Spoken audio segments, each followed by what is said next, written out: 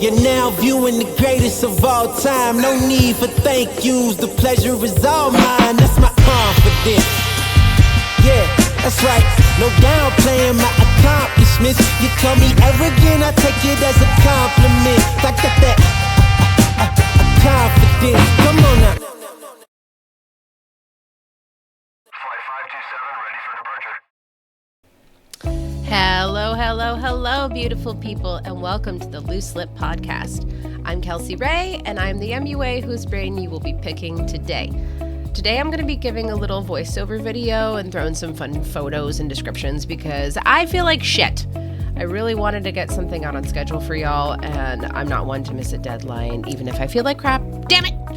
I can't tell if it's allergies or head cold, but honestly, I feel like a Mack truck made love to my face.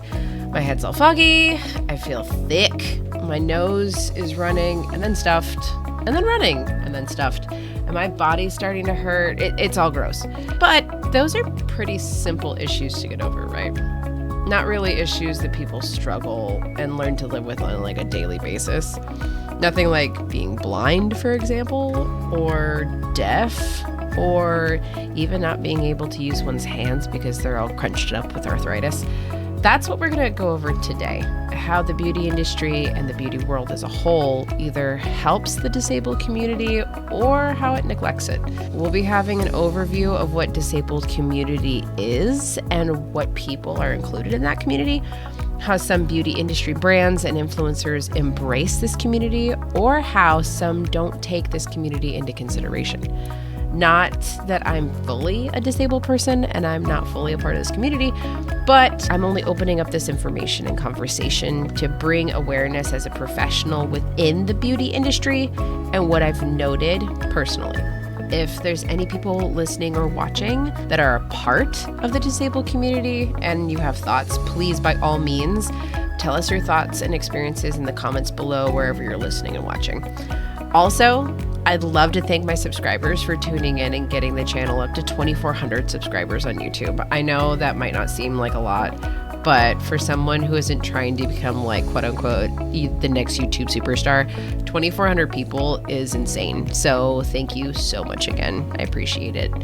With all that, let's dive into today's topic, unseen and unserved, how the beauty industry supports and fails the disabled community.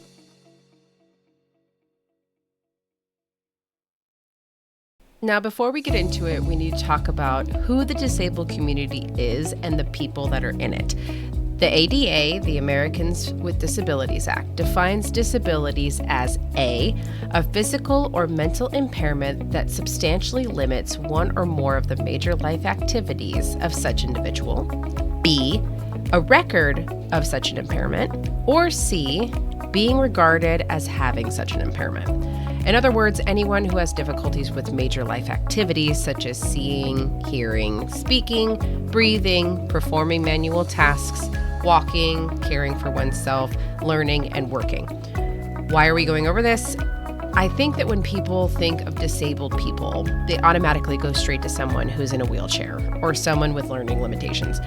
There are a wide range of people within the disabled community that are also included in this community. According to the World Economics Forum, there are around 56 million people in the U.S. living with disabilities. 30% of American families have at least one disabled person in their immediate family. 30% of veterans have disabilities, and 10% of U.S. families have at least one child with a disability. This is important information to have because when it comes to the disabled community, there is more than just major impairments, such as complete blindness, being limited to a wheelchair for mobility, or complete lack of speech, and so on.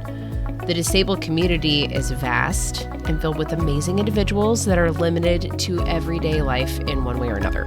I myself do have ADHD, which is considered under the learning disabilities community, but I believe I have a limited take on the matter from a personal standpoint.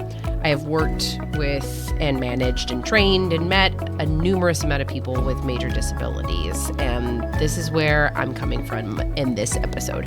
When speaking on issues within the disabled community, doing your research and informing yourself can help give you a solid foot to stand on without insult to the community when you're speaking on it.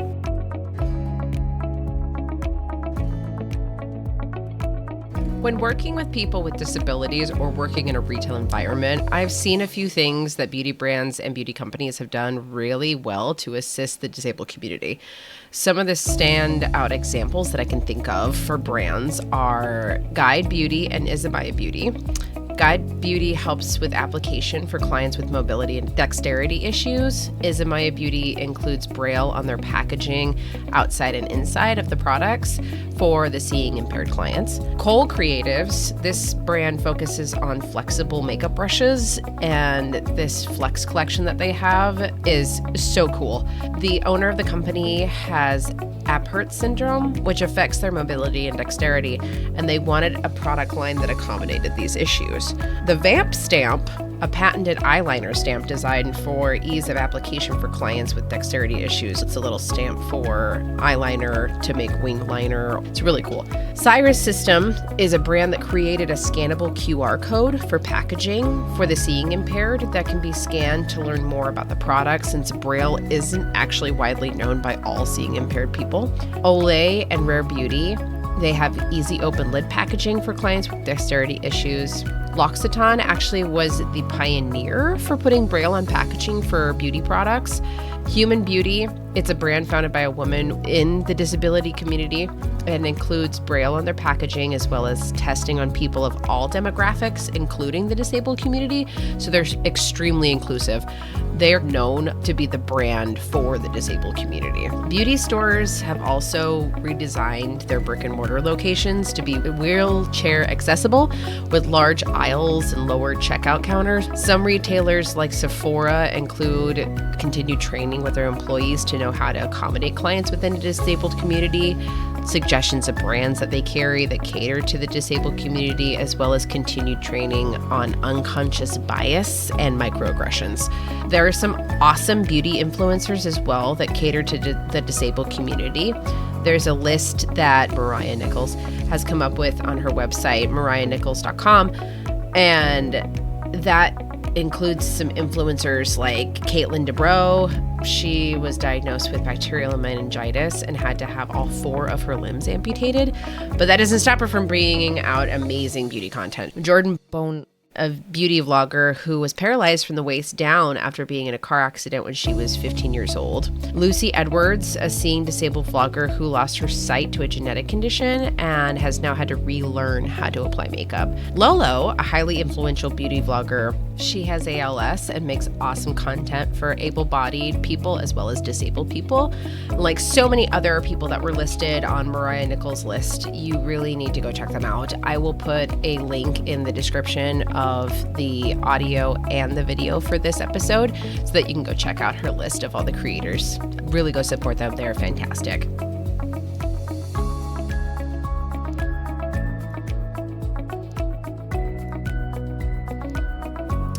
Now, I want to start this section off with a disclaimer.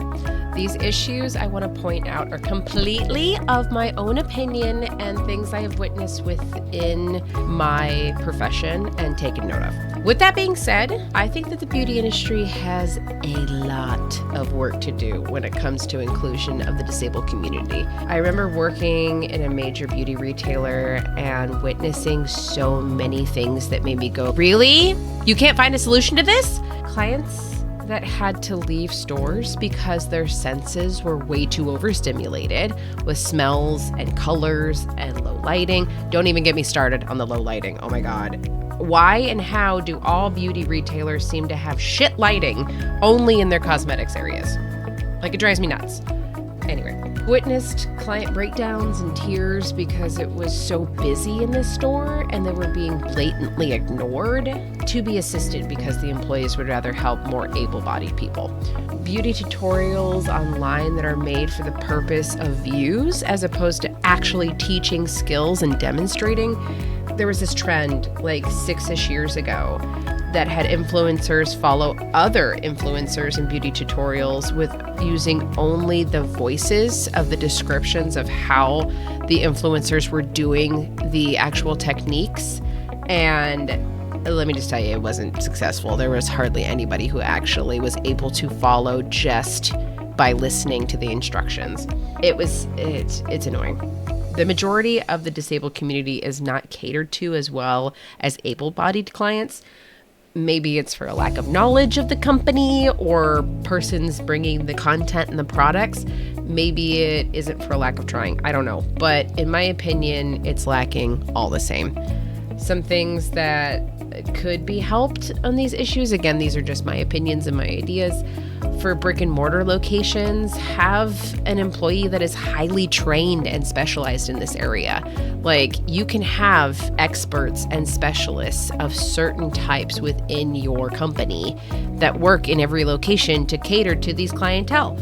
You don't have to spend all your budget, but having 1 or 2 employees that have the knowledge of the products, the brands, the services, the focus on the disabled community, inclusivity, would be so much more welcoming to this demographic.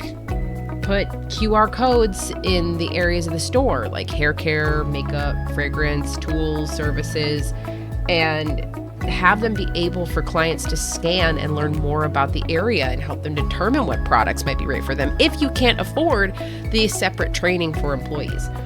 Hold educational classes. Oh my God, this is such a huge one. Having specific education that can be offered to clients within the disabled community that is made for them is one of the more inclusive things that they could do. And it's not hard. Have more authentic representation of the disabled community in marketing, where it doesn't just feel like it's a money grab, but it's actually inclusive. Look into the indie brands that I listed, or even more, that cater to the community, and have them more available in store and online. Give these clients that don't know about these indie brands that cater to the disabled community more of a platform, because they're deserving of it. Consider quiet shop hours when clients that are overstimulated easily or disabled in social situations like social anxiety disorders, they can shop and obtain assistance without the social fear and anxiety of crowds and loud music. That would be great. You could do it after hours or before the store opens. Not all disabilities can be seen. There's a ton of disabilities that are covered within mental health problems and within the mental health community. There's so many more ways that we can accommodate these types of clients. Beauty influencers, let me get on y'all. Closed captioning, in-depth descriptions of the products and steps, just a little less overstimulating video effects, the slower verbal descriptions of skills and products. They're little things that you can do to help include another range of your viewers. Partner with beauty brands that promote these companies that work to include the disabled community. Help those people with your platform. You already have a platform, so help them. These are just a few ideas that come to mind when I think of how the beauty industry can help to assist the disabled community more and step up where they're lacking in certain areas. There are so many more ways that the beauty industry and the beauty world as a whole and influencers can be more inclusive. So if you have any ideas and thoughts how the beauty industry as a whole can be more inclusive, please feel free to comment. I would love to know your thoughts.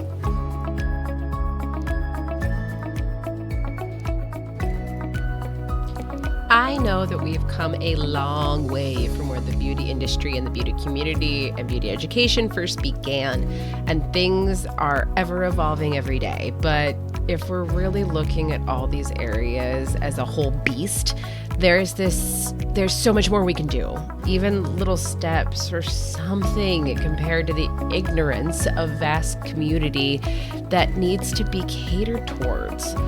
I have a friend, Crystal Wolf, that I work with very closely, and I love her to death, that created her own brush line called the Rose Gold line. These brushes are designed with an ergonomic weighted center for ease of mobility for clients with joint instability and hyper and hypomobility issues.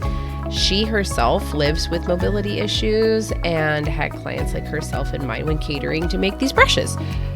I love to have closed captioning on my videos when I'm creating these, as well as over-explaining everything that I do, especially my process when teaching clients, whether they be in my chair for service or in a personal beauty class or just in an email.